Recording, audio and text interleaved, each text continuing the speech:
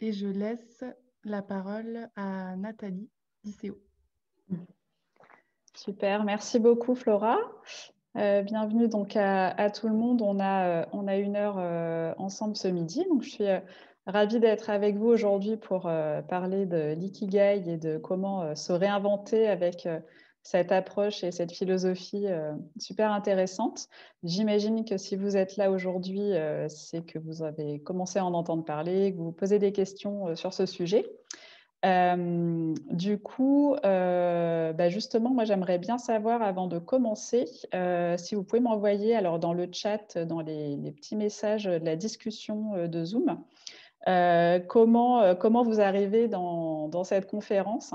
Est-ce que vous êtes plutôt en mode flou artistique, c'est-à-dire vous ne savez pas du tout ce que vous voulez faire les prochaines étapes? Est-ce que vous êtes plutôt en mode zapping, c'est-à-dire que vous testez plusieurs choses, vous n'arrivez pas trop à vous décider, mais vous avez déjà testé un petit peu des nouvelles pistes, ou bien le troisième cas que j'ai souvent dans les groupes que j'accompagne, j'y vais mais j'ai peur. Donc j'ai commencé un projet, j'ai ma piste, je sais un peu ce que je vais faire, mais là, ça bloque un peu au moment de concrétiser.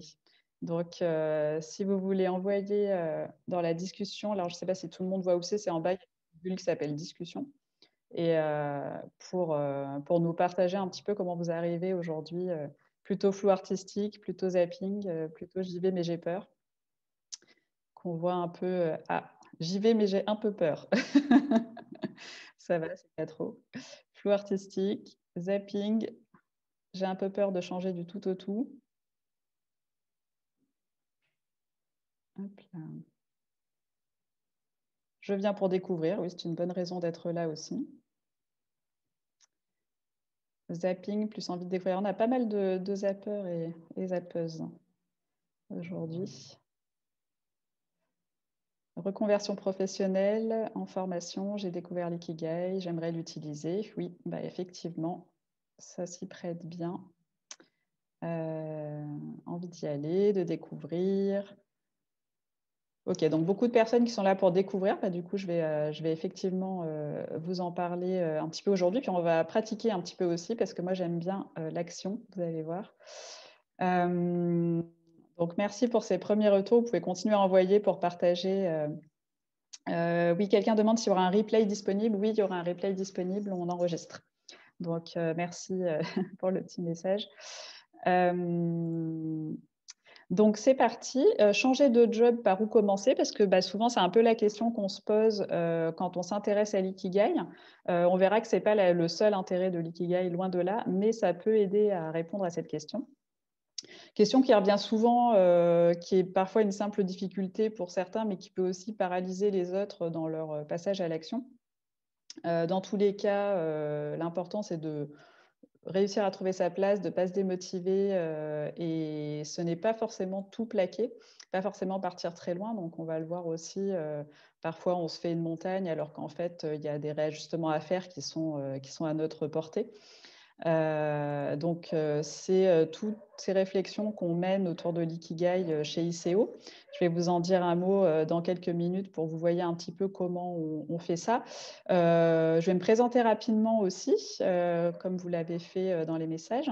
Donc moi, pourquoi j'accompagne sur ce sujet?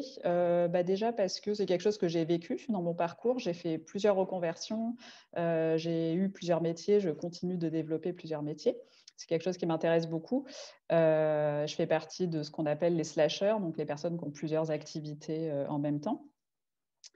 Et aujourd'hui, je suis urbaniste, donc je travaille sur l'aménagement de la ville. J'essaye de rendre nos villes plus durables et compatibles avec le changement climatique. Et à côté de ça, j'accompagne les salariés en transition professionnelle au sein d'ICO avec l'outil Ikigai. Comment j'en suis arrivée là? À travers plein d'étapes. En fait, au départ, j'étais graphiste. Je travaillais en communication visuelle. Donc, pour vous donner une idée un peu des tous les jalons de parcours qu'on peut faire. Et c'est au cours d'un voyage, quelques années après, et parce que je souhaitais plus faire ce métier, que j'ai eu l'idée de m'intéresser à l'aménagement du territoire et de reprendre des études à 27 ans pour changer vraiment de métier à 30 ans. Aujourd'hui, ça fait 10 ans que je suis urbaniste et que je continue à développer d'autres projets à côté en m'intéressant notamment à cette question des reconversions des salariés, mais aussi de la façon dont les salariés peuvent agir à l'intérieur des entreprises et dans leur métier actuel. Comment est-ce qu'ils peuvent remettre aussi de l'engagement et agir pour les causes qui les intéressent dans l'entreprise. Donc ça, c'est un des sujets que je développe. Donc voilà, pour me situer un petit peu. Et puis, sur le sujet de la quête de sens, donc bah, je comprends complètement. Moi, c'est le déclic qui m'a amenée à chercher à me reconvertir il y a 15 ans maintenant, la première fois. Et du coup, je vais vous commenter un petit peu comment l'ikigai peut contribuer à ça. Pourquoi je me suis intéressée à accompagner les gens en parallèle de mon autre métier? C'est parce que j'étais très sensible à la souffrance au travail et à la perte de temps et d'énergie et de talent qu'on peut voir malheureusement tout autour de soi quand on discute avec ses amis et son entourage. Donc j'ai beaucoup accompagné en fait les personnes autour de moi parce que j'avais eu cette facilité à faire ces transitions. Je l'ai fait de façon spontanée au début et puis de plus en plus en m'outillant et en me formant pour mieux comprendre tous ces tenants et aboutissants. J'ai rencontré, chemin faisant, ICO qui est aussi beaucoup sur ces questions d'émancipation des salariés, de la place du travail qu'il occupe dans nos vies. Et donc aujourd'hui, on travaille ensemble. On est un collectif de personnes engagées sur ces sujets avec différentes possibilités. Je pourrais vous en dire un mot à la fin de cette présentation pour les personnes que ça intéresse. On accompagne la transformation des individus concrètement, c'est-à-dire concrètement donner plus de sens et d'impact positif au niveau professionnel comme personnel en activant son potentiel, en activant ses envies. On fait pour ça des ateliers, des formations, des événements et on s'appuie beaucoup sur l'énergie du collectif pour faire les bons choix, dépasser ses peurs. Donc voilà, j'y reviendrai tout à l'heure. Pourquoi je recommande l'ikigai en particulier parmi plein d'outils qu'on utilise chez ICO? Parce que ça apporte une philosophie de vie qui aide à équilibrer vie pro et vie perso avec le fait de se concentrer sur des activités qui apportent à la fois de la joie et du sens au quotidien, donc vraiment ce croisement en activant nos talents et en contribuant aux enjeux de société. Donc c'est une réflexion vraiment globale qu'on mène avec l'ikigai. En faisant ça, on obtient une vision d'ensemble et un recul sur ce qu'on a fait, notre parcours, mais aussi ce qui nous intrigue, ce qui pique notre curiosité dans le monde autour de nous. Et c'est un outil qui aide à croiser les idées pour avoir des pistes plus complètes. Par exemple, là où on pourrait se dire spontanément, tiens, bah, je vais faire ça, en faisant son ikigai, on se rend compte qu'on peut rendre son projet beaucoup plus riche et intégrer plus pleinement ses forces, ses talents, ce qui nous plaît au quotidien dans le projet et le rendre plus personnel, plus façonné à notre image. C'est aussi un outil qui permet de prioriser l'essentiel en partant d'abord sur une exploration très large. Dans les ateliers, on va beaucoup explorer au début. Et puis, petit à petit, on va resserrer l'entonnoir et on va apprendre à prioriser, à faire des choix, avoir des critères de choix, à se créer des filtres pour ça, pour aller vers plus d'alignement et de sérénité dans son parcours.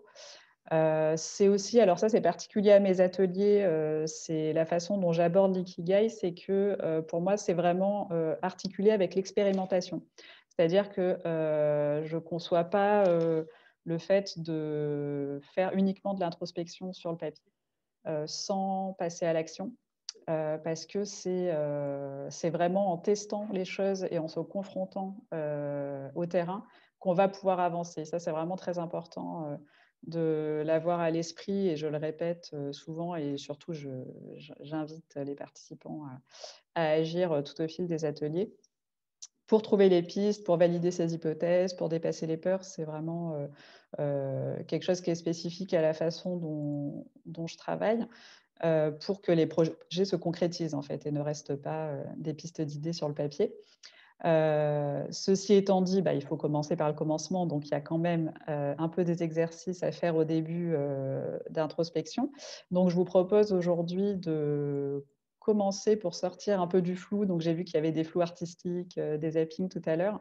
Commencer à sortir un peu du flou. Un exercice qui est très simple que je vous propose de commencer à faire là en direct avec votre papier et votre stylo que vous avez en main, c'est d'essayer de lister les choses qui vous plaisent quand vous participez à un projet, que ce soit un projet au travail, que ce soit un projet associatif, un projet personnel.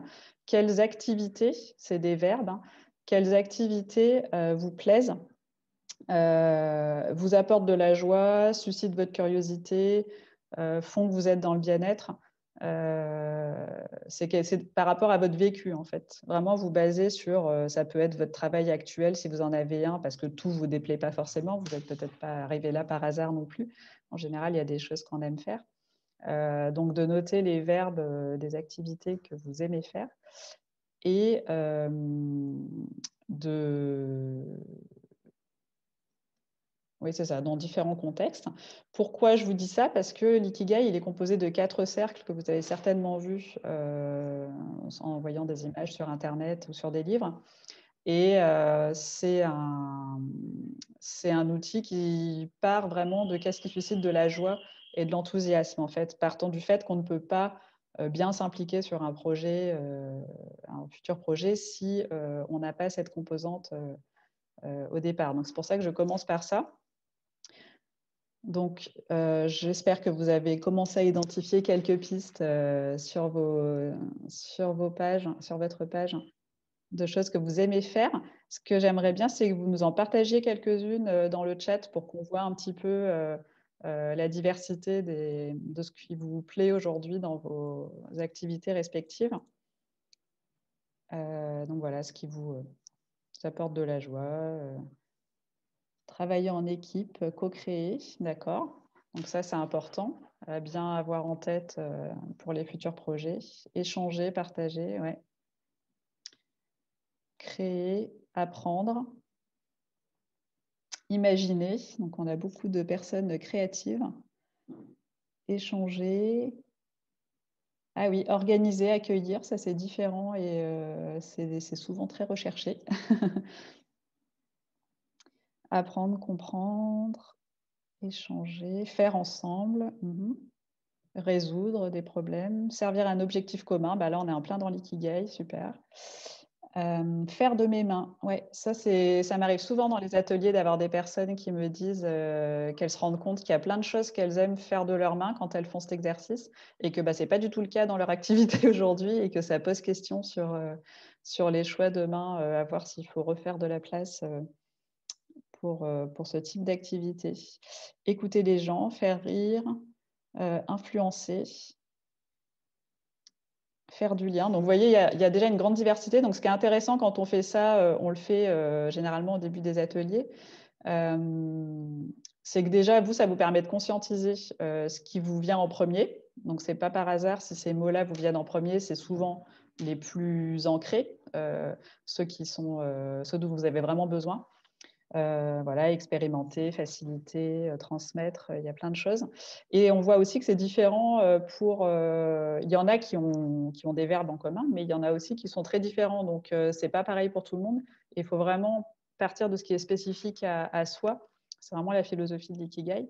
Donc ça, c'est quelque chose que je vous invite à faire un peu au quotidien. Quand vous remarquez que vous êtes particulièrement impliqué dans une activité, que vous y passez du temps sans forcément voir le temps passer, que vous sentez de l'énergie après l'avoir fait ou pendant que vous le faites et que ça vous plaît, de le noter pour ne pas perdre cette idée parce qu'elle vous sera précieuse pour la suite de votre Ikigai. Donc ça, c'est un premier point important. Le deuxième point, c'est l'inverse en fait. C'est qu'est-ce qui ne vous plaît pas aujourd'hui dans votre contexte professionnel et même au sens plus large.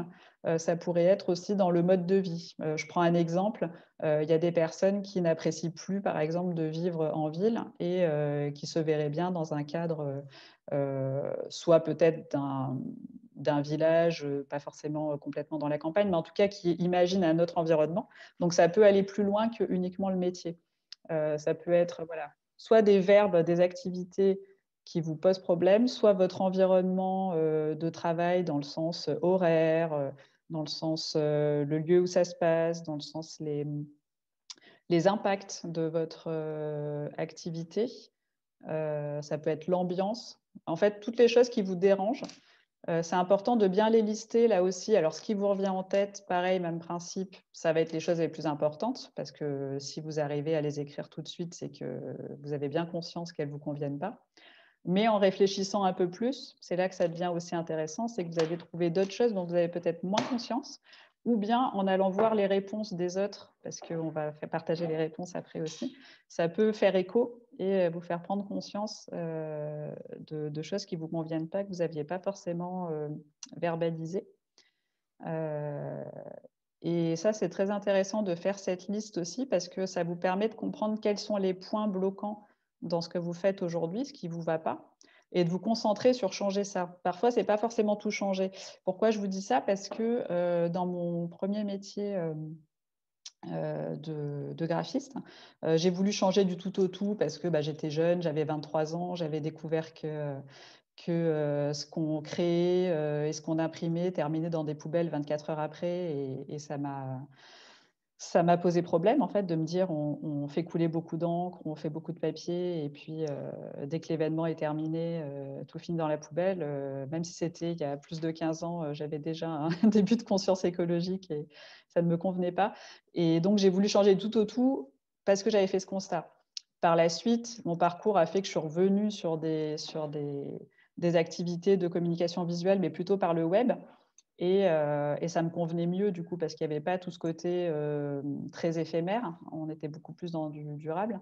Et puis parce qu'au final, créer, communiquer, transmettre, c'était des choses qui me plaisaient, mais pas de la façon dont j'avais fait au début. Donc c'est pour ça que c'est important d'identifier les points précis qui ne vous conviennent pas pour voir si finalement, si je reprends mon exemple, j'aurais pu, dans un premier temps, simplement me dire: en fait, je ne veux plus faire du graphisme pour l'impression, ou en tout cas plus pour les événements, peut-être que pour des livres ou pour des choses qui durent, ou bien je veux me concentrer sur faire des sites web qui ne vont pas finir à la poubelle 24 heures après. Et ça m'aurait permis de faire une transition peut-être plus douce. Bon, voilà, j'avais 23 ans, j'avais de l'énergie, j'avais pas beaucoup de besoins, c'était pas grave. Je me suis lancée dans plein d'autres aventures et c'est très bien comme ça. Mais pour les personnes qui peut-être ne peuvent pas le faire aujourd'hui, il faut savoir qu'il y a cette possibilité de cibler les points que vous voulez changer. Et alors donc je vois qu'on a des premiers partages: ne pas savoir trop où on va réellement, Covid. Oui, donc ça c'est effectivement un peu particulier à la période qu'on a aujourd'hui, mais ça veut dire aussi besoin de clarté quand on dit ça. Le manque d'émulation, donc là peut-être quelqu'un qui travaille seul ou pas assez en équipe.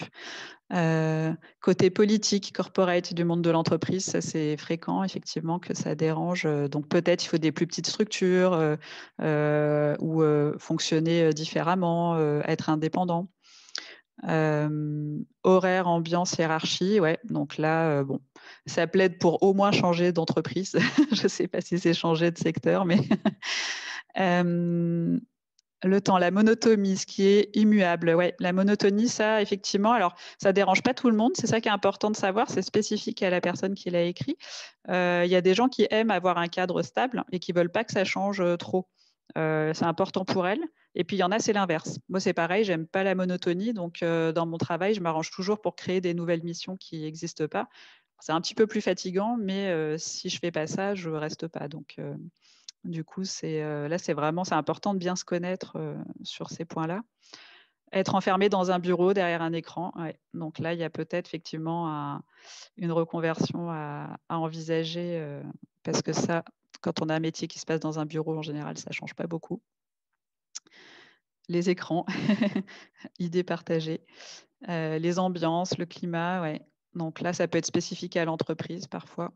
Et ça, c'est important aussi, hein. Des fois, le climat de l'entreprise ne convient pas du tout, bah, parce qu'on est sensible à certaines choses qui ne sont pas présentes, hein. Ça peut être la bienveillance qui est pas du tout, dans le cadre de travail, mais on aime son métier. Donc dans ce cas-là, ça vaut le coup, peut-être de tester, d'exercer le même métier dans une autre entreprise ou dans un environnement très différent.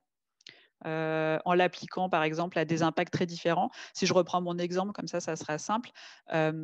Plutôt que de faire des brochures pour l'événementiel, ce qui était la première entreprise que j'avais trouvée, j'aurais peut-être pu faire des documentations pour des ONG environnementales, puisque du coup c'était ce sujet qui m'intéressait.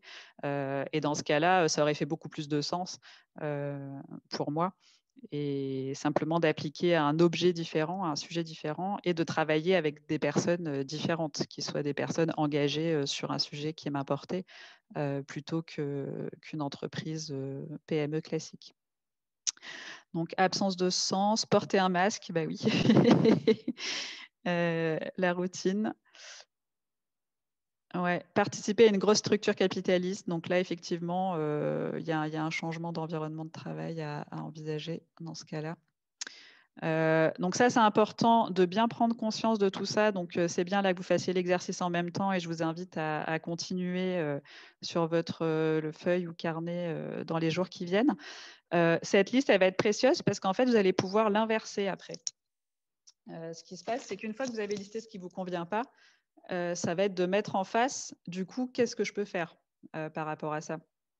Donc, par exemple, si j'ai mis que travailler devant un écran, ça ne me plaît pas, bah, ça veut dire sans doute que dans mon projet futur, il faut que je note que mon métier ne doit pas être sur ordinateur, ou alors il faut que je jauge, hein. Peut-être que ça me dérange d'y être toute la journée, mais que 2 heures par jour, je pourrais accepter. Donc ça, c'est à voir, c'est selon chacun. Est-ce que vous voulez un métier qui a plus rien à voir avec l'informatique, avec l'utilisation d'un ordinateur, ou bien est-ce que c'est réduire le nombre d'heures passées par jour et faire un peu un mix? Par exemple, il y a des métiers commerciaux qui sont beaucoup plus sur le terrain, en relationnel avec les gens, et puis il y a un petit peu d'administratif à faire de temps en temps. Euh, donc ça, c'est très important. Donc pour chaque item que vous avez listé négativement, de vous dire qu'est-ce que ça signifie comme critère pour demain. Si j'ai marqué que tels horaires, ça ne me convient pas, pourquoi? Est-ce que c'est parce que j'aime pas me lever le matin et, et je voudrais pouvoir avoir un métier qui se déroule plutôt plus tard dans la journée? Est-ce que c'est parce que je voudrais finir plus tôt parce que j'ai des activités personnelles en fin de journée qui font que moi, à 17 heures, il faut que ça soit terminé? Est-ce que c'est, je veux travailler moins d'heures par semaine parce que j'ai d'autres engagements dans ma vie, et du coup, il faut que je trouve un travail qui me permet de pas forcément travailler 35 ou 40 heures par semaine, et ça doit rentrer dans ma réflexion. Donc tout ça, c'est des choses que vous allez pouvoir voir à partir de ces exercices. Donc là, on va pas le faire là tout de suite parce que j'ai encore quelques sujet que je voudrais vous partager, mais par contre, je vous invite vraiment à le faire, ça va beaucoup vous aider. L'exercice suivant que je voudrais vous proposer de faire là, donc c'est toujours des choses qu'on fait dans le cadre d'une démarche Ikigai pour remplir nos différents cercles et pouvoir les croiser après, puisque l'idée de l'Ikigai, c'est qu'on commence par faire de l'introspection, remplir ces cercles, comme je vous disais en introduction, faire des expérimentations, vérifier ses hypothèses, compléter ces cercles au fur et à mesure, ou rayer. Par exemple, on va se dire, bon, bah, ça, je l'avais noté parce que ça me tentait bien, ou j'avais la curiosité pour ce sujet, et puis finalement, j'ai fait un test et ça ne s'avère pas concluant, donc je ne vais pas forcément le garder en priorité. Donc ça, c'est très important, ces allers-retours. Et quand vous avez tous vos cercles qui sont remplis, ben, en atelier, on travaille sur le croisement de tout ça. Donc, on a des outils collectifs pour avancer là-dessus et vous permettre d'affiner jusqu'au projet vraiment central de votre Ikigai. Mais il y a vraiment ces phases préalables avec tous les petits exercices que je vous partage aujourd'hui, qui sont un extrait de ce qu'on fait. Donc je vais vous en partager un autre. Juste je précise au cas où, si vous avez des questions, n'hésitez pas à les envoyer dans le chat. On aura une session, questions-réponses, à la fin donc voilà, s'il y en a qui vous passent par la tête, maintenant, vous pouvez soit les noter sur votre feuille, soit les envoyer dans le chat et Flora, regardera, pour me les donner à la fin de l'atelier. Donc petit exercice suivant, imaginez-vous, dans 1 an. Imaginez que, vous êtes dans la situation idéale, qui vous conviendrait donc vous n'avez pas encore toutes les composantes, mais vous avez déjà des choses qui vous font envie, aujourd'hui. Quelle serait votre semaine idéale si, vous n'aviez pas peur? Pas peur de l'échec, pas peur d'être jugé, pour, ces changements, pour, voilà, pas peur de changer de statut social, pas peur de manquer d'argent, en imaginant, puisque là, on est vraiment sur un scénario, fictif pour vous aider à vous projeter, donc en imaginant qu'il y a pas de question d'argent, vous avez un revenu décent assuré, par, votre activité ou quoi que ce soit d'autre, donc il y a pas de question de budget, il y a pas de peur de l'échec. Idéalement, à quoi serait occupée votre semaine? Quelles seraient vos activités, professionnelles et personnelles? Celles que vous voudriez mettre, instinctivement au cœur de votre quotidien. Donc vraiment, sans, il y a pas de «oui, mais». Pas de «j'aimerais bien, mais je peux pas parce que». Là, dans cet exercice, on oublie vraiment les contraintes. C'est très important de se projeter et de se supprimer ces croyances limitantes, au moins, heu, quelques instants pour rêver un peu, parce que c'est cette projection qui va vous aider ensuite à faire le tri dans, ce que vous voulez vraiment, mettre en œuvre et puis, ce qui relève, plus pour l'instant en tout cas, de l'utopie. Mais il faut vraiment faire ce petit exercice de projection. Donc là, on le fait de façon assez accélérée. Quand on est en atelier, on a différents exercices qui nous amènent à alimenter, cette vision. Mais je sais que vous avez déjà, pas mal de choses qui vous font envie, aujourd'hui, donc vous pouvez commencer à le faire. Alors, on a Marina qui nous dit: «Me mettre en dispo pour reprendre les études en alternance dans une agence de communication qui entre en relation avec mes aspirations et mes valeurs». OK, super. Donc là, du coup, ça fait, on a besoin de temps et puis, de trouver une agence de communication qui va bien. Donc ça, c'est une vision possible.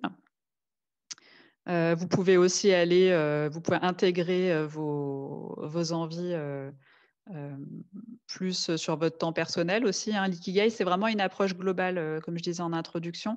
Il y a cette notion d'équilibre qui est très importante, de se dire que le travail, c'est évidemment, très central, hein, dans nos vies, mais que ce n'est pas, la seule chose qui compte et donc d'avoir, vraiment des semaines, des journées qui sont, plus équilibrées, entre, les choses qui importent pour nous, sauf si, 100 de ce qui nous plaît, peut se faire dans le cadre de notre travail, mais c'est quand même rarement le cas. Alors voilà, on a Pauline qui nous dit: «Travailler 50 moins, apprendre 50 plus». C'est une façon, synthétique de résumer, ce que je disais. Indépendante mais connectée à l'autre. Partager mon temps entre mon travail actuel, hop, qui me plaît et la découverte d'un métier manuel sur l'autre à mi-temps. Mmh. Oui, donc ça, c'est effectivement, c'est là, on est carrément sur un plan d'action et mais c'est une bonne façon de découvrir quand on n'est pas sûr. Plus Pauline. Bon, il y a des encouragements. Travailler dans une structure sociale et solidaire, enfants, environnement. Donc là, il y a des thématiques, Romain, qui se dégagent, donc ça, c'est bien d'avoir déjà des idées de causes. Ça amène à je vais pouvoir évoquer comme ça on a un cercle, de l'ikigai qui s'appelle «Ce dont le monde a besoin». Vous l'avez peut-être vu sur le schéma, et on travaille beaucoup sur ce cercle en atelier parce que souvent, on ne sait pas, ce sur quoi on a envie d'agir. des personnes le savent très bien depuis longtemps, d'autres en ont une idée un peu floue, et puis d'autres ne savent pas du tout. Ce qu'il faut savoir, c'est que tout le monde a des sujets, mais parfois ils sont bien enfouis parce que on a tellement de contraintes dans sa vie quotidienne, dans ce qui s'est passé les dernières années, qu'il est devenu difficile en fait de s'ouvrir à ce qui se passe autour et ce dont le monde a besoin. Pourtant, on a besoin de prendre part à ça. C'est la notion de contribution. L'être humain est fait de telle façon que le fait de contribuer, de faire partie d'un tout, de quelque chose de plus grand et de pouvoir apporter sa pierre, c'est ça qui donne du sens. C'est ça qui fait que on va dans la durée être engagé dans ce qu'on fait et avoir envie d'y être et de se lever le matin. Donc, c'est pour ça qu'on travaille beaucoup sur ce cercle pendant les ateliers Ikigai. Alors, on a cultivé la terre et créé couture, biscuiterie, vendre sur les marchés en circuit court, des jours off pour les enfants. Bah, ça, c'est un beau projet de vie. Je vois qu'on a une vision assez complète. Travailler sur 3 projets perso, dont un bénévole, horaire flexible. Aider les autres, accompagner au changement, repos, lecture, découvrir de nouvelles activités, apprendre tous les jours, loisirs créatifs entre amis, temps dans la nature. Alors, je suis tout à fait d'accord avec Fanny. J'aime beaucoup. Donc, pourquoi je vous dis tout ça? Parce que, en fait, le fait d'avoir, de lister tout ça, vous passez un petit peu au-delà des croyances limitantes. Vous n'êtes plus dans qu'est-ce que je peux faire là maintenant, vous êtes dans qu'est-ce que je ferais vraiment si j'avais plus toutes les contraintes. Et le fait d'avoir ça, cette vision, ça va vous permettre de travailler sur comment je peux rendre réalisable tout ou partie de cette vision dans les mois qui viennent. Donc, cet exercice de projection, il est important. Nous, en atelier, c'est vrai qu'on discute beaucoup en binôme ou en groupe. Donc, moi, je vous invite à le faire, c'est-à-dire pas toujours faire les exercices seuls, parce qu'on se rend compte que dans le dialogue, on va plus loin, en fait. On a des choses qui émergent en rebondissant sur les propos de l'autre ou sur les questions de l'autre qui va nous demander de préciser. Par exemple, j'ai pas bien compris ce que tu entends par ça. Hop, on reprécise. Et en allant plus loin, on se rend compte qu'on n'avait pas conscience de cette chose qu'on avait envie de faire ou de quelle forme ça pouvait prendre. Donc voilà, ça c'est un exercice qui est très important pour se projeter, que vous pouvez intégrer d'ores et déjà dans vos réflexions. Et puis, je pense qu'on ne va pas tarder à passer aux questions s'il y en a, parce que j'ai une dernière partie après avec des éléments à vous expliquer. Mais si jamais il y a des questions, je vais faire une petite pause dans les explications. N'hésitez pas à en envoyer. Je vous laisse réfléchir une minute si vous souhaitez envoyer des questions. Et puis sinon, on les prendra tout à la fin. Ça a l'air d'aller pour l'instant. OK. Donc, je ne fais pas la pause question maintenant, mais on gardera 5 minutes à la fin si jamais il y en a qui sont arrivés entre-temps. Je vérifie au-dessus. Non, il n'y en avait pas au-dessus. OK. Donc, comment aller plus loin donc, par rapport à ce qu'on s'est dit jusqu'à maintenant? Je vous disais tout à l'heure que les exercices qu'on a faits, il y a des choses qui vous viennent spontanément en tête et puis il y en a d'autres qui ne vous reviennent pas comme ça. Un moyen d'y pallier, c'est d'avoir en fait toujours sur vous un carnet dédié à votre Ikigai. C'est-à-dire un petit format, vraiment quelque chose qui rentre dans la poche, dans le sac à main. Ce qui est important, c'est que vous puissiez l'avoir toujours avec vous. Alors bon, en ce moment, on ne sort pas tant que ça, mais en temps normal, c'est vrai que sinon, si c'est un gros cahier à la maison, on ne l'a jamais au bon moment. Pourquoi ça? Parce qu'il y a plein de kiffs ou d'intérêt que vous allez sentir pour une cause qui vont apparaître à des moments inopinés dans la discussion avec quelqu'un, parce que vous entendez quelque chose, parce que vous voyez quelque chose sur une affiche dans la rue, parce que vous faites une activité inhabituelle, ou parce que vous allez commencer à être plus attentive à ça. et que vous allez vous rendre compte pendant que vous êtes en train de faire les activités, ah tiens, là, j'ai pas vu le temps passer, ça m'a bien plu de faire ça.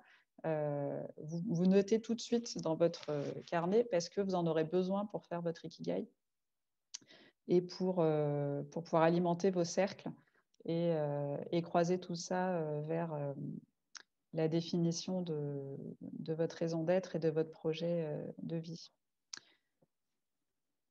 Donc, l'astuce du carnet ou du journal, alors moi j'appelle ça aussi un peu le voyage d'exploration quotidien, c'est d'imaginer qu'on est un explorateur, une exploratrice et puis qu'on doit trouver tous les indices pour remplir l'ikigai. Donc, c'est un peu une quête permanente parce que ce que je dis souvent, c'est que moi, ça fait 3 ans que j'ai fait le mien, à l'époque où j'ai découvert l'outil.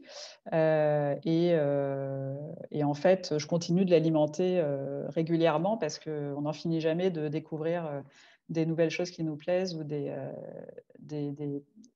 points particuliers de la cause qui nous touche, sur lesquels on a envie d'agir. Donc, c'est vraiment un voyage un peu permanent qu'on commence à faire quand on s'intéresse à son ikigai et qu'on poursuit un peu toute sa vie, à l'instar des personnes qui ont commencé à développer ça. Donc, vous avez peut-être entendu dire que c'est une approche qui est née sur l'île d'Okinawa au Japon. C'est l'île des centenaires. Donc, c'est une île qui a été étudiée sous toutes les coutures parce qu'il y a une longévité exceptionnelle de sa population. Donc, il y a plusieurs facteurs qui expliquent ça, en grande partie l'alimentation, qui est très saine, mais c'est aussi un mode de vie, c'est-à-dire que depuis tout petit, ils apprennent à avoir cette philosophie Ikigai, c'est-à-dire à toujours aligner leurs actes avec leurs valeurs et ce qui est important pour eux. Et il n'y a pas vraiment de vision du travail au sens voilà, obligation, souffrance, etc. C'est vraiment intégré à leur mode de vie, puisqu'ils font en fait des choses qu'ils aiment faire et qui font sens pour eux, qui contribuent à ce qui est important pour eux, à savoir notamment l'entraide et le sens du collectif qui est assez développé. Donc, ça a été étudié à partir de ce que pratiquaient les habitants de cette île et ça a été théorisé, conceptualisé sous la forme des 4 cercles qu'on connaît aujourd'hui en Occident par des personnes qui se sont penchées sur ce sujet. Mais voilà, c'est quelque chose qui est quand même assez ancien et, et qui fait complètement sens tout au long de la vie. Ce n'est pas un exercice à faire une fois, 5 minutes, et puis c'est terminé. C'est plutôt changer d'état d'esprit et se dire qu'il est possible d'aligner ce que l'on aime, ses forces, ce dont le monde a besoin et ce pourquoi on peut être payé, et d'avoir un package un peu global avec tout ça qui va faire sens jour après jour. Deuxième chose que vous pouvez faire chez vous, la vision qu'on a évoquée tout à l'heure, donc quand je vous ai fait faire le petit exercice sur votre semaine de rêve à horizon 1 an, c'est de la rendre visuelle. Vous avez peut-être déjà entendu parler des vision boards. Je ne sais pas s'il y a un nom vraiment français. Ouais, tableau de visualisation peut-être. Et c'est quelque chose que vous pouvez formaliser, en fait. C'est-à-dire pour que ça ne reste pas quelques mots écrits sur un coin de feuille, c'est en fait quelque chose que vous pouvez faire en 2 temps, c'est-à-dire lister les mots-clés qui sont importants pour vous. Donc, si je prends par exemple la dernière, donc tac, tac, tac. Voilà, faire la formation que je souhaite, prendre soin de moi en dehors du temps de travail. Qu'est-ce qu'on avait testé un métier manuel sur mi-temps, donc on ne sait pas quel métier manuel, mais ce métier manuel, il doit pouvoir s'incarner par des images. En fait, l'idée, c'est ces mots-clés d'aller, dans un premier temps, les chercher sur Internet et trouver des images qui vont avec ce qui vous fait envie, de rassembler ces images et de les imprimer pour vous faire vraiment un tableau, ça peut être format A3 idéalement, que ça soit un peu grand, sur lequel vous allez coller ces images et vous allez pouvoir compléter par des mots et des images que vous trouvez au hasard dans des magazines. Ce qui est intéressant, c'est de faire en 2 temps comme ça. C'est-à-dire que le premier temps soit un peu le temps de la raison, c'est-à-dire, les choses que vous avez identifiées, vous allez les chercher volontairement, vous trouvez des images qui vous plaisent, qui sont jolies, qui vous font envie. Et dans un deuxième temps, vous laissez un peu jouer le hasard et l'intuition en feuilletant, des magazines chez vous et quand vous voyez des expressions qui, font écho, des visuels qui font écho, vous pouvez les prendre pour compléter votre tableau de visualisation et ça, en fait, c'est ce qui va vous permettre, d'ancrer votre vision. C'est-à-dire qu'aujourd'hui, ça ne vous semble pas du tout réaliste, par exemple, d'avoir un mi-temps, à consacrer à un métier manuel. Mais si ce métier vous fait vraiment envie et que vous souhaitez trouver le moyen, en fait, d'aller vers, le fait d'avoir du temps pour ça, le rendre, visuel, ça va commencer à le rendre réel. En fait, ça joue, sur le mental et sur le fait de commencer à faire exister, cette, réalité future, surtout si vous l'avez souvent sous les yeux. Donc si vous avez, en ce moment, de toute façon, on a pas mal le bureau à la maison, au moins une partie du temps, ou sinon, voilà, si vous avez un endroit un peu, pour vous, pour vos lectures, chez vous, de l'afficher de façon à le voir, tous les jours. Ça va vraiment impacter vos choix et vos décisions. Si vous sentez que vous partez, pas du tout dans le bon sens, par exemple, voilà, vous avez envie de réduire votre temps de travail et de vous dédier à tel projet et que, à côté de ça, on vous propose, au travail une promotion qui va vous prendre beaucoup plus de temps, et qui va faire en sorte que vous allez faire plein d'heures supplémentaires. Le fait d'avoir fait ce tableau, vous allez pouvoir vous poser la question. Vous allez vous dire: «Mais en fait, dans quelle direction je veux aller?» parce que quand je fais mon tableau de visualisation, je vois qu'en fait, le temps, j'ai envie de le passer sur autre chose. Est-ce que je dois vraiment aller dans le sens de, me consacrer plus à mon travail actuel? C'est un exemple, hein, mais c'est une situation, qui peut se poser fréquemment d'avoir des choix importants à faire sur qu'est-ce qui compte vraiment, pour moi à l'avenir et par rapport aux opportunités qui se présentent et sur lesquelles il faut prendre des décisions. Est-ce que c'est oui? Est-ce que c'est non? Est-ce que je veux consacrer du temps à ça ou pas? Donc ancrer visuellement les choses, heu qui vous ont paru importantes au moment de vos différents exercices. Ça peut vous aider à avoir une vision claire de vers où vous voulez aller et de fait, à trouver les moyens pour y aller puisque, notre esprit est une formidable machine à résoudre les problèmes. Donc si vous lui dites, «Comment est-ce que je pourrais trouver du temps, pour faire ci, pour faire ça?» il va trouver des réponses. Ce qu'il faut, c'est lui poser les bonnes questions. Donc, si vous lui posez la question, heu, comment ne pas, réussir mon mon projet d'avenir, il va très bien trouver la réponse aussi. Donc, il faut vraiment lui bien formuler les questions et c'est pour ça qu'on fait tous ces exercices, pour savoir ce qu'on cherche en fait et pouvoir, trouver ensuite la trajectoire qui va y mener. Hop, je regarde qu'est-ce qui arrive dans le chat. Heu Ah oui, le replay. Oui, le vision board, super exercice. Je vois que Solène connaît. Ouais, tableau d'inspiration. Donc voilà, ça c'était, sur les outils que je voulais vous partager aujourd'hui qui me semblent importants pour démarrer, sa réflexion et commencer déjà à y voir plus clair, élaguer un petit peu, distinguer l'essentiel de l'accessoire. C'est vraiment des choses que je vous invite à faire, sans tarder, maintenant que vous êtes lancés, de rester sur la bonne dynamique. Si vous voulez aller plus loin, ce qui se passe souvent, c'est que, quand on a identifié ce qui nous fait envie, quand on est allé jusqu'au vision board et cetera, il y a un moment donné, on va se dire: «Ah oui, ça serait super, mais ça serait super, mais j'ai peur de ci, j'ai peur de ça, j'ose pas me lancer, c'est compliqué, je suis isolée avec mon truc et tout le monde autour de moi, soit ça les intéresse pas, soit ils sont pas dans la même dynamique et cetera. Donc nous, c'est pour ça qu'on a créé ces ateliers avec ICO. C'est parce que justement, on a bien constaté dans nos parcours et autour de nous que c'était super important de pouvoir échanger, d'être dans l'entraide et dans le collectif. Donc c'est là que, on peut, vous aider, à aller plus loin si vous le souhaitez, à avancer pas à pas, faire les petites étapes qui vont permettre, comme je disais en introduction, pas forcément, voilà, de tout jeter, mais de trouver comment, progressivement, avancer vers sa vision finale et réussir son projet.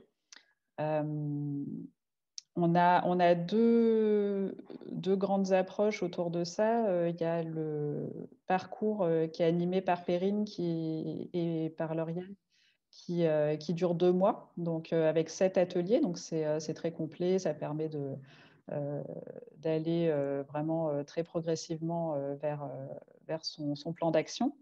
Et puis les cycles Ikigai que j'anime, moi, qui durent un gros mois en 3 ateliers. Donc, on en a dans les 2 cas qui démarrent bientôt. L'atelier Ikigai, il démarre le 3 mars, le prochain. C'est en soirée. Et le parcours, il démarre le 9 février, en soirée également. Donc voilà, selon le temps que chacun veut consacrer, le besoin de collectif, de groupe, etc., il y a ces 2 temporalités qui sont proposées. Et voilà, ce qu'on nous dit en général, le feedback des participants, c'est le fait ce qui les a beaucoup aidés, c'est l'inspiration, l'entraide, la bienveillance au sein du groupe. Le fait d'avoir un regard extérieur pour avoir d'autres pistes, aller plus loin à partir de ce qu'on avait commencé à identifier, mais qu'on sent qu'on n'a pas forcément les références, on n'a pas forcément le réseau, les contacts pour faire. Donc là, c'est vraiment là-dessus que ça joue un rôle important. Après, c'est le cadre aussi. Beaucoup nous disent que le fait d'avoir des rendez-vous à date fixe, de savoir qu'ils sont attendus à telle date avec les résultats à tel exercice, d'avoir fait leur action, etc., ça pousse. Hein. Donc ça, c'est plus simple que quand on doit compter que sur soi et qu'on procrastine. Apprendre à choisir aussi, sortir du doute, ça c'est quelque chose qu'on développe pas mal parce qu'on se rend compte qu'il y a beaucoup de doutes et d'appréhension sur le chemin. Et puis voilà, moi je passe beaucoup par les challenges pour passer à l'action, et puis le fait voilà, d'avoir à rendre compte au groupe. Donc je vous partage pour les curieux et curieuses, ça c'est un lien vers le cycle Ikigai, et ça, tac, tac, tac, c'est un lien vers le parcours. Comme ça, vous pouvez voir les deux propositions et vous faire votre idée. Si jamais vous avez des questions qui vous viennent plus tard, on a une adresse contact aussi. Donc voilà pour les grandes lignes. Si vous avez des questions sur ce que je vous ai dit jusqu'ici ou sur le fonctionnement de l'ikigai plus globalement, n'hésitez pas. On a encore quelques minutes ensemble, ou des questions sur ce que fait ICO plus globalement. Je suis à disposition.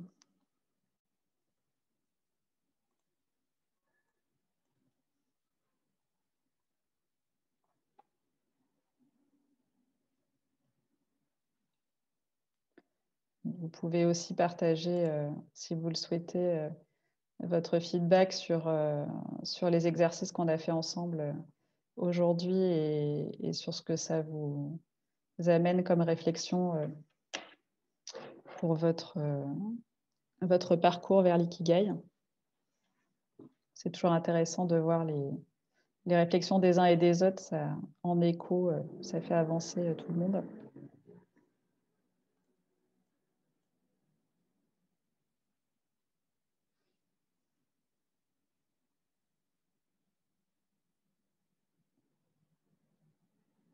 Alors oui, donc oui, quelqu'un demandait si le replay sera disponible. Et oui, d'accord, voilà, Flora précise que sur les réseaux sociaux, ce sera indiqué. Donc si jamais il y a des amis qui vous demandent pour faire les mêmes exercices que vous aurez le lien du replay. Ok. Moi, je voulais juste dire merci, du coup. C'est Fanny, juste ici. Oui, merci Fanny. Parce que on m'a offert depuis plusieurs années un bouquin sur l'ikigai, sur la méthode Ikigai. Je l'ai ouvert, j'ai fermé, j'ai ouvert, j'ai fermé plusieurs fois. J'ai ouvert, j'ai lu un peu, et je me suis dit, ah, c'est super intéressant, hop, j'ai fermé. Et du coup, c'est pour ça que je me suis inscrite à cet atelier, c'est que je voulais qu'on m'en parle à l'oral, enfin qu'on m'explique un peu ce que c'était au lieu de, parce que je suis très bouquin, j'aime beaucoup lire, etc. Je fais beaucoup de développement personnel, je teste énormément d'outils. Le truc, c'est que ça a l'air assez concret, et ça mêle pro et perso, donc je trouve ça hyper intéressant. Et là, du coup, les listes, l'idée du carnet et surtout le vision board, j'en avais déjà vu en fait chez des gens et je ne savais pas que c'était ça. Donc maintenant, je capte que j'avais déjà vu ça. Donc merci, je pense que ça va m'aider à me mettre en action. Super, j'en suis ravie. C'est l'idée. Action, action. Ah oui, d'ailleurs, c'est ça que je voulais dire. Super, merci Fanny, parce que je voulais vous proposer pour ceux et celles qui veulent jouer le jeu de réfléchir à une première action que vous pouvez faire dans les jours qui viennent par rapport au sujet que vous avez listé dans ce qui vous plaît. Réfléchissez s'il n'y a pas une recherche que vous pouvez faire, une prise de contact, un moyen de vous rapprocher de ces choses que vous aimez faire et que vous ne faites peut-être pas assez aujourd'hui, si vous avez envie de changer. Donc souvent, la réponse à la première action, c'est souvent trouver quelqu'un à contacter, aller lui poser des questions sur son activité pour mieux connaître. Ça peut être aussi, là, dans les ateliers, en ce moment, j'ai des personnes qui s'intéressent beaucoup à tout ce qui est ressourcerie, économie circulaire, donc qui ont pris des contacts avec ces lieux, qui sont allés les visiter, qui ont été très bien reçus par les personnes qui leur ont parlé de leur métier. Ça peut être de s'inscrire à un webinaire sur une thématique qui vous tente et sur laquelle vous ne connaissez pas encore tous les tenants aboutissants, tous les enjeux que vous avez besoin de mieux comprendre. Ça peut être... alors ça, c'est pour les personnes qui ont un petit peu de temps, qui sont actuellement au chômage ou qui ne travaillent peut-être pas à temps plein. Il y a la possibilité de faire des stages aussi d'immersion, très courts parfois, mais pour se rendre compte vraiment du quotidien, de qu'est-ce que ça veut dire. Je pense notamment à des personnes, il y en a souvent qui s'intéressent à l'éducation, qui ont envie de devenir peut-être professeur ou instit, mais qui ne connaissent pas du tout ce milieu. Ça m'est arrivé plusieurs fois. Et du coup, les personnes ont fait des immersions. Elles ont demandé à aller passer des journées en classe. Avec Pôle emploi, c'est possible d'avoir des conventions de stage d'observation. Donc, il y a plein de solutions comme ça. Du coup, n'hésitez pas à envoyer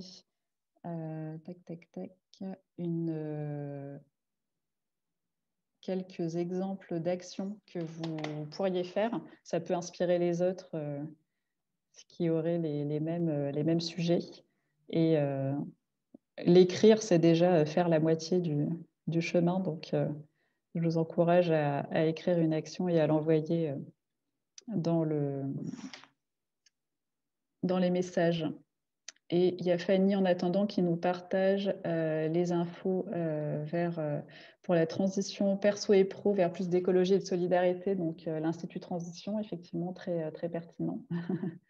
On fait beaucoup de liens avec eux et avec Anciela dans les ateliers parce que c'est vrai que souvent, les personnes qui viennent faire leur Ikigai avec nous ont des envies d'impact positif, social, écologique et ne connaissent pas forcément toujours bien les acteurs locaux, qui fait quoi, les grands enjeux qu'il y a derrière. Et c'est vraiment le travail que fait Anciela et avec l'Institut Transition. Donc, ça permet de mieux comprendre et de travailler son réseau. J'en parle parce que je fais partie de la promo de Nouvelle Voie, la première promo en fait, de cette année, qui forme les artisans de la transition écologique de demain, en gros. Et c'est une formation humaine qui est hyper... je trouve que justement, pour ceux qui font l'ikigai et qui se rendent compte qu'ils ont envie d'aller vers plus d'alignement au niveau de la transition écologique, ce que j'ai fait moi sans l'ikigai, mais je m'en suis rendu compte, et l'ikigai m'aide justement maintenant parce que je suis dans cette transition, mais je ne sais pas exactement où je vais. Je suis un peu...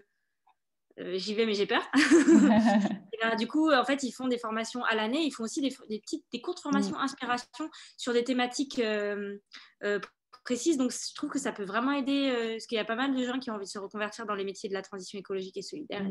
Genre, je me suis permise d'en parler parce qu'en ce moment, c'est les candidatures et que vu que c'est pas très connu et que c'est lyonnais, c'est trop bien. Et votre asso, c'est hyper cool ce que vous faites aussi, et ICO. Donc, je vais aller voir de plus près parce que peut-être possibilité de faire des missions avec... avec vous. Je sais pas. Ouais, bah, regarde du coup les liens que j'ai mis. Et, Ouais, j'ai vu justement, je vais creuser. ouais. Mais on Merci. est effectivement bien en lien avec Anciella, on se connaît depuis longtemps. Donc, s'il n'y a pas d'autres questions, je crois que Flora veut conclure. Je regarde, mais je ne vois pas de questions non répondues, donc je pense qu'on est bon. Oui, bah, simplement pour déjà remercier ICO et ensuite dire à tous les participants, participantes, si vous voulez vous inscrire à d'autres ateliers et conférences, il reste de la place pour les derniers jours restants jusqu'à dimanche. Donc voilà, n'hésitez pas. Et puis, rappelez aussi que si vous le souhaitez, vous pouvez faire un don sur notre page Maison de l'Apprendre pour que le festival puisse se reproduire l'année prochaine et d'autres années encore. Voilà. Donc, merci à tous et merci à ICO. Eh bien, merci Flora et la Maison de l'Apprendre pour votre accueil en ligne. Ça fonctionne très bien. Je vois qu'on était nombreux et nombreuses et j'espère que les exercices aideront les uns et les autres à se lancer. Et puis, bah, si vous voulez en savoir plus, vous pourrez retrouver notre adresse contact et les liens que je vous ai mis dans le chat ou j'imagine dans la communication de l'événement. N'hésitez pas, on est dispo pour vous répondre.